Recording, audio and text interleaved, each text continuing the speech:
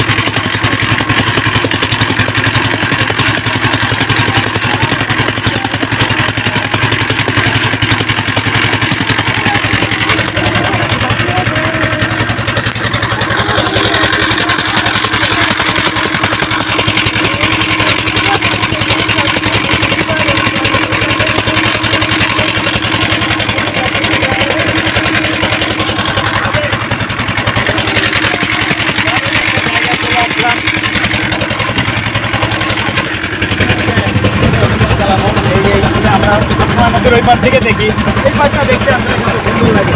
এই পাশে অনেক ধরনের সুন্দর সুন্দর পাইপ দিয়া বড় গম্বুজ দেখতেছি, এই পাশটাও সুন্দর। এই গ্রামটা ঘুরে দেখি, এই গ্রামটা আসলে আসা হয় না কখনো। হ্যালো গাইস, তাহলে আমার সাথে থাকেন, বিভিন্ন জায়গায় বিভিন্ন মুভমেন্ট নিয়ে দেখাবো। আমাদের ওই পাশটা দেখেন এত সুন্দর, আমাদের খুলনা শহরের ওই পাশটা, আমার বিল্ডিংটা, এই আশেপাশের জায়গাটা দারুণ নাইস। আশা করি এই পাশের জায়গাটা অনেক সুন্দর হবে। অবশেষে আমি রাজু মল্লিক খেয়াটা পার হলাম, খুবই একটা ভালো জায়গা।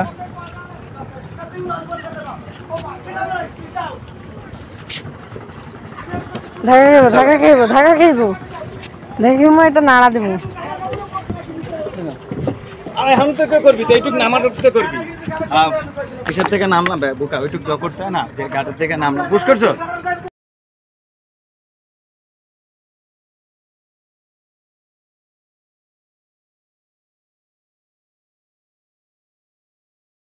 অবশেষে আমরা সেই কাঙ্ক্ষিত জায়গাটি এসে পৌঁছাইছি যেখানে আমাদের আশা।